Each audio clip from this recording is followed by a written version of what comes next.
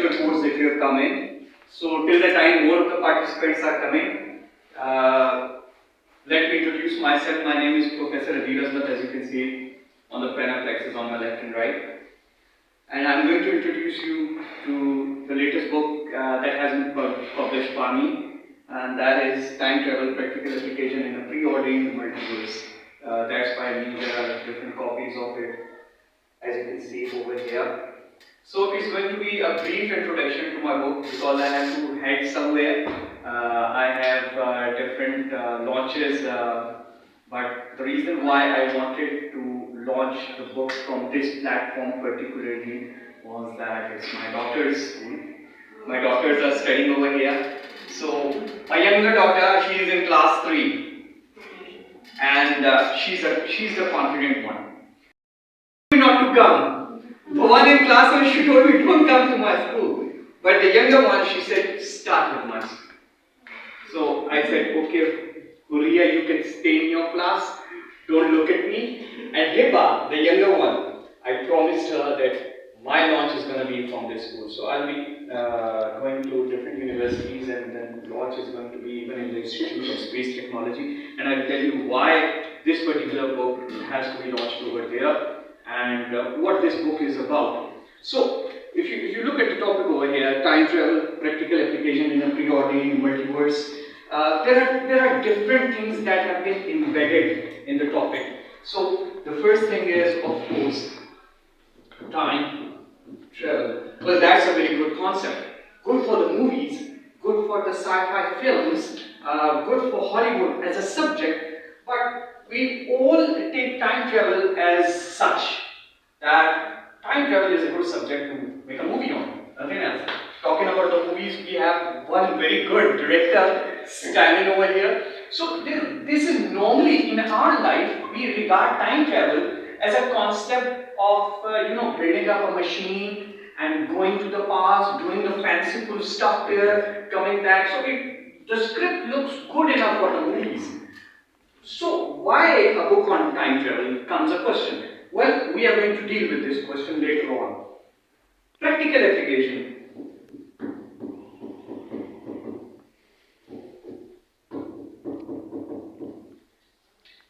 Now, this now comes in contradiction with our normal concept that time travel, if it has to be time travel, there is going to be no practical application of it. This is a topic of fantasy. This is a topic that we normally do not talk about in physics class. The physics doesn't allow it. How can there be a practical application? But let's move on with it. Practical application in a preordained multiverse. Now, preordained and multiverse. Sorry for the handwriting, but this is the sort of the handwriting you get after 20 years of teaching in colleges and universities. Your handwriting is not that good, but we keep on telling our students have good handwriting. We don't have good one ourselves, but this is what the job of the teacher is. To tell the students what you don't have, you should have that. So, preordained. What is preordained?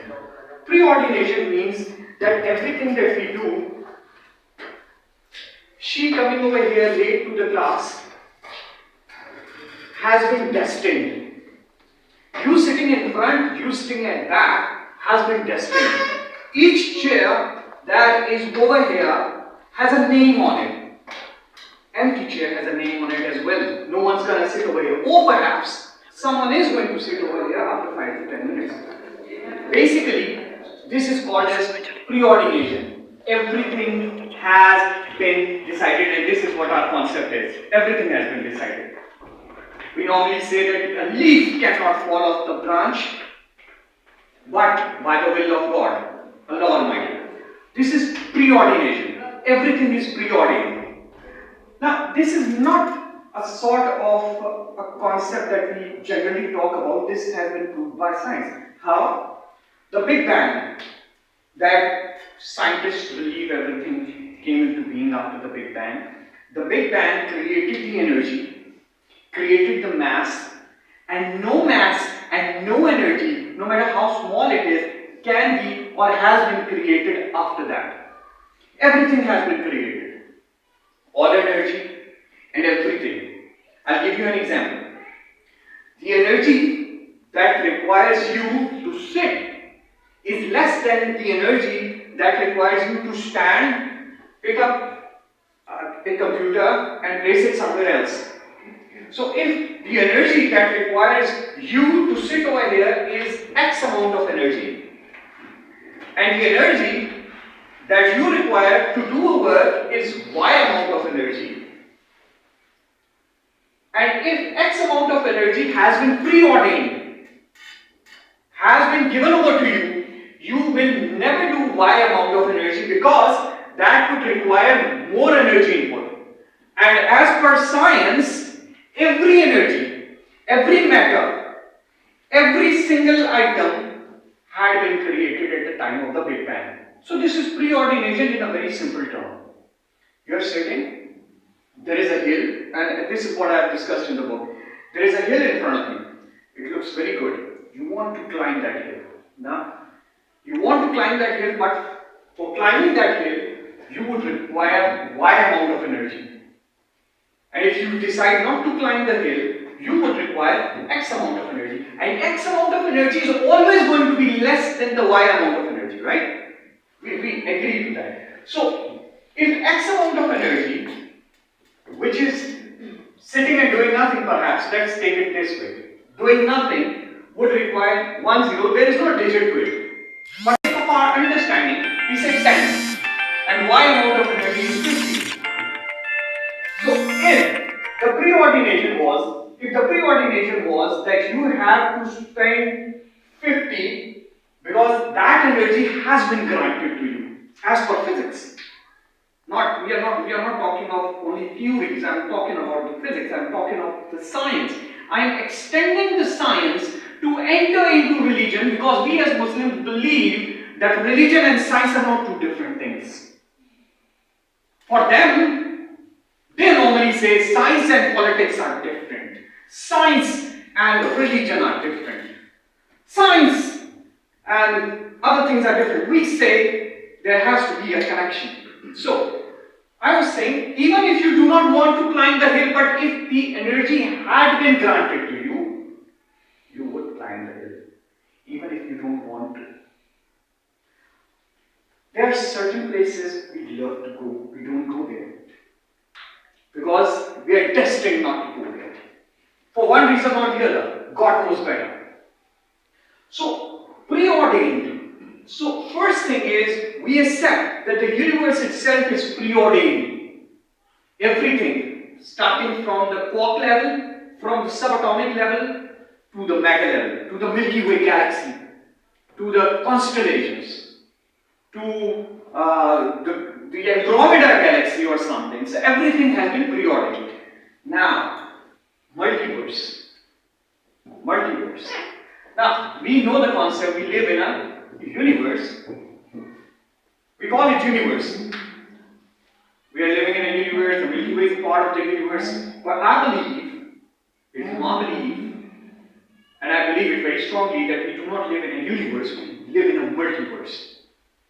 Because in Quran, if Allah Ta'ala keeps on saying 7 skies, 7 skies, 7 skies, we need to understand where are the 7 skies. We can't just say that the blue sky is the first sky and then the dark sky is the second sky. We all know science keeps on telling us that the blue sky is no sky, it's ozone, O3. It is because of the O3 ozone that a few dozen or just 100 kilometers above there is that blue haze, and it's only there because the sun's light is reflected and we can see it blue. Had there been no ozone, we would see the sun, shining on us, but the rest of the sky would be black. So, my concept in a preordained universe is that instead of one universe, which is our universe, which is a small universe, there are 6 others. Alright? So, this is where the science fails. Science tells us that everything started with the Big Bang. Alright? What is the Big Bang? The Big Bang is from an immensely small center with immensely strong gravitational pull, with immensely great powers, came out everything. Alright, how? When you ask science how, they say that we don't know. They say explain. That we don't know. That is something we don't know, but this is perhaps what happened. I believe, yes, you're true, this is what happened, but it happened out of another universe. It happened out of another universe. It came into being, the bang, the energy that was required for that immensely small piece to expand into something so galactically big has to come out of the other universe, and it has to be from the entry and exit points of the other universe. Now, what are those entry and exit points? Science tells us that there are supermassive black holes. Yes, but what the black hole is about? I believe, as you know, and in case you don't know, black holes are those collapsed stars, neutron stars, with gravity immense. When we say immense, it is like where science raises its hands and says, we don't know how it became so immense. There is always a limit. If I keep on pressing this mouse, apart from the American Lycetuff guys throwing me out of the school, I cannot squeeze it much. What if the whole world, the whole earth, can be squeezed down to the limits of a golf ball? With the same weight, but with a mass equivalent to that of the golf ball. It would have, what it would have? The same gravity, the same weight, but it would be so immensely packed that it would weigh as much as the earth, and this is what a neutron star is. And when two neutron stars spin each other around, and then they collapse into each other, they become even subatomic, with the same mass. And this is where the black holes come into play. So I believe that these are the black holes that are the doors to the parallel universes. And each of the parallel universe has got its own physical laws governing it. Of course, if I tell you more about it, nobody's going to buy the book. So, what I'm explaining over here, first of all, the first thing that you need to note is this is not a very good book. These are not the times for big bulky books to read. People don't have time. You can have more and more mass in it, but it would look good on the shelf, but people are not going to read it because they don't have time. So it's like a black hole. It has got small mass, but it has got a lot of things in it, right? So in this, what I am trying to explain is, Allah says it in the Holy Quran that Moses said, He, the Lord of the skies and the earth and everything beneath it. What is in between the sky and the earth? Now, it would have sufficed if God had said that everything that is in the sky and everything that is on the land, He is the Lord of it. But it's said in the Quran that everything in between. When it says in between, it has to be these passageways into the parallel universes. That is being talked about in the book as well. And time travel. Because I'm going to conclude my presentation and take your questions for it. Time travel, we never thought of time travel. But we need to understand, our religion has its standing on concept of time travel. We all know that our Holy Prophet, our beloved Hazrat Muhammad Mustafa Sallallahu Alaihi Wasallam, went through the journey of the seven skies in a single night. Let's not talk of the single night, in the single instant. In a moment, instant moment. In a single blink of eye. You call it anything you want, but you cannot say it was not time travel. It was time travel. The fabric of time and space had been squeezed. There had been a passageway. And this is what we as Muslims, I have not stretched science to meet religion, but when I was working on the concept of time travel, I came to the conclusion. So I didn't start in forcefully trying to connect two things. But when I was working on this, I came to the conclusion that this is what time travel is. This is how space and time can be walked around and a passageway can be formed. Science, for example, can tell us what a black hole is. That this is the black hole, this is the event horizon, and we do not know what happens after a thing passes the event horizon. There are so many places where science says, I'm sorry, please, I can't help you out anymore.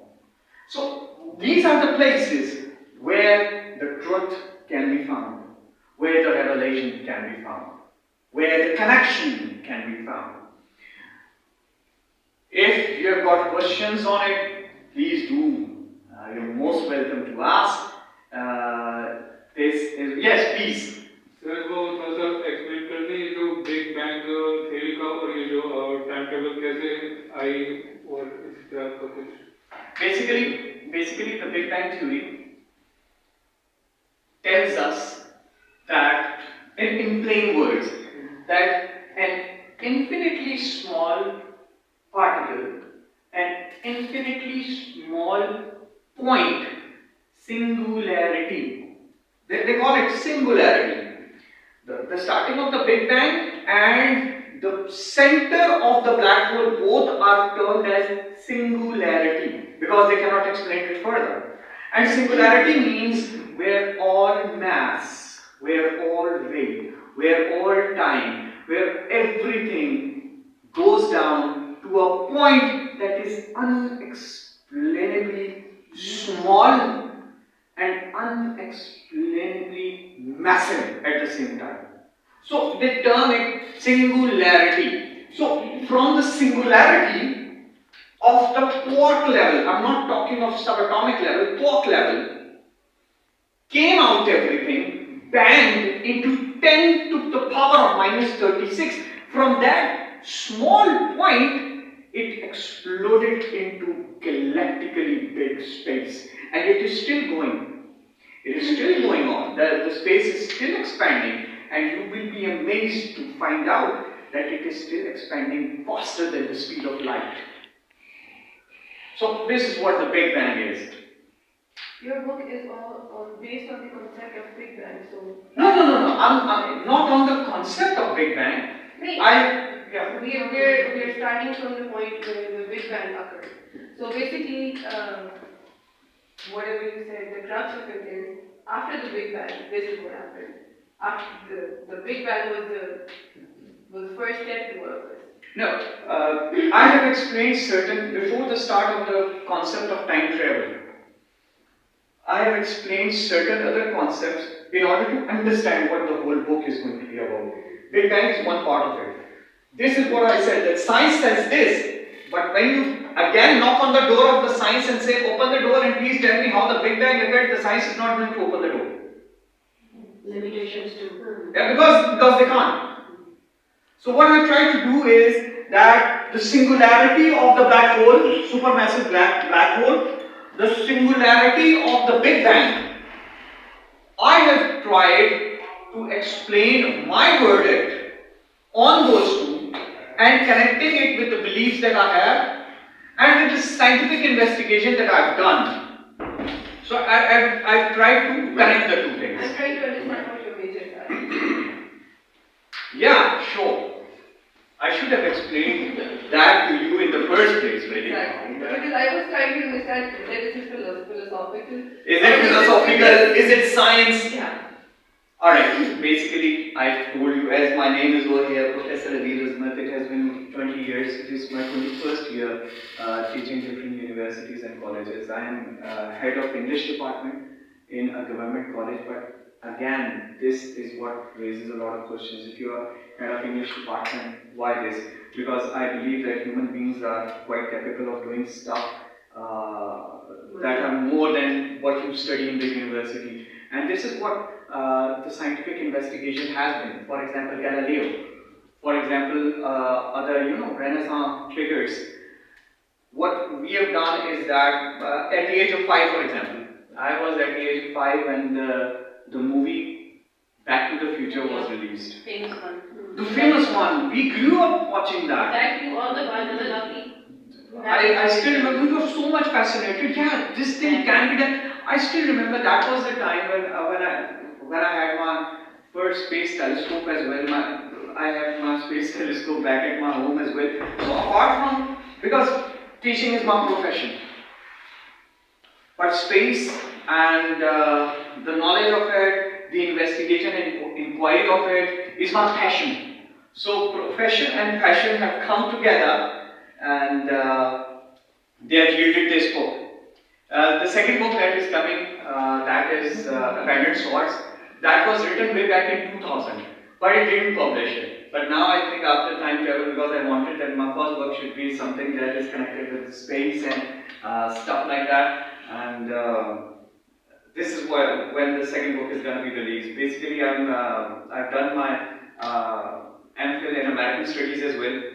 And although I also do a lot of defense analysis, I have my YouTube channel. I was also connected with the ISPR. I was media analyst, the defense analyst over there as well. I keep on doing different things which really intrigue me, which I really love. So I love to do everything in life that is a part of my passion. So that was a part of my passion. I hope that I did well, because after you guys, I'll be standing and answering questions to the professors in Institute of Space Technology, and they are gonna be really tough on me.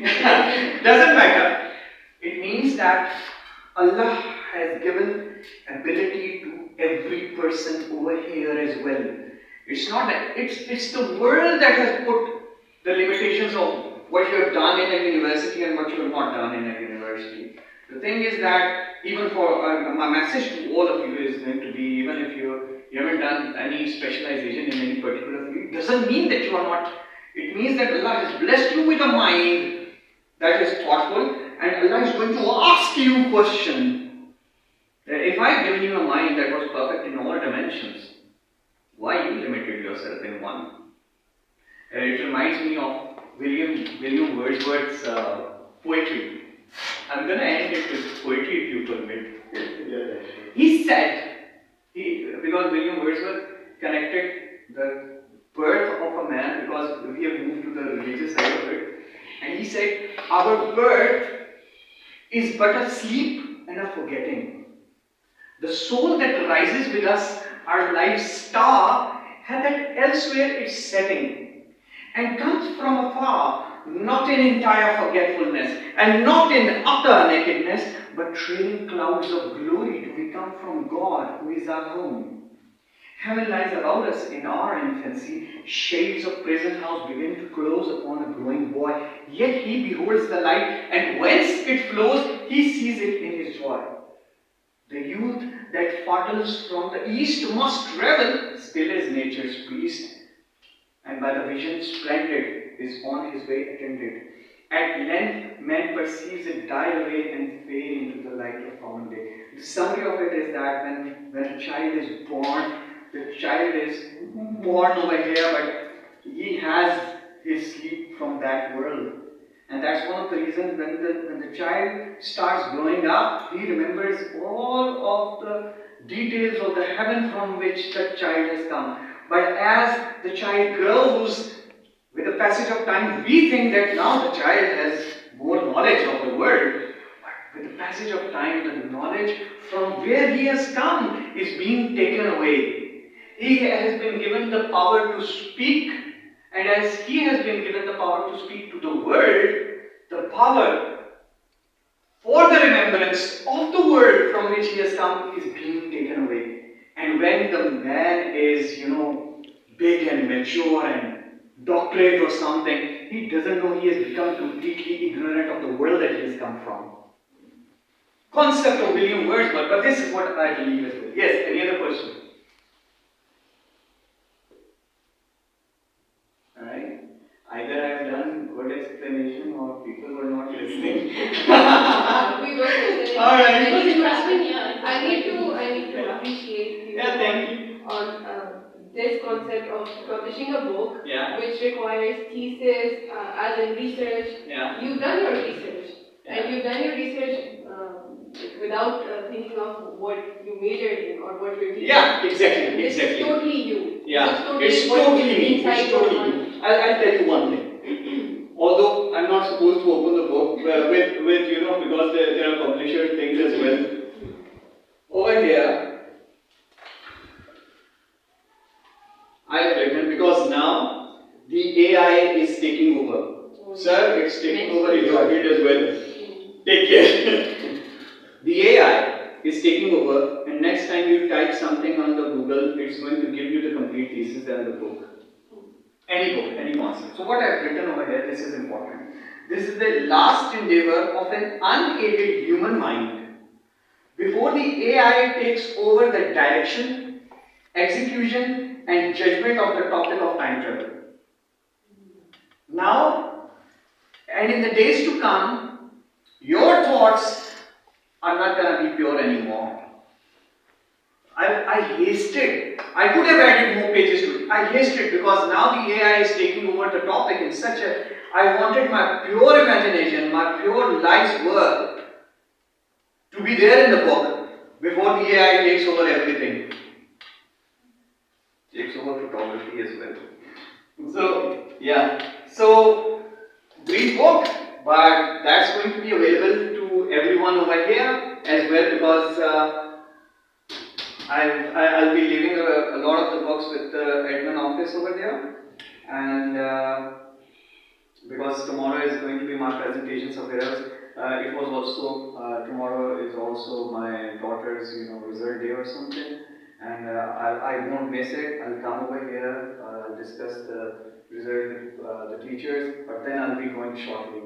So what was planned for tomorrow? Everything is planned, preordained. Preordained. Everything is connected with the other thing. If I am spending my time over here, I am not spending my time over somewhere else. And last thing, and I have explained that as well. Time travel is not always doing fanciful stuff, going back in a machine and time lapse travel. There is one time lapse travel.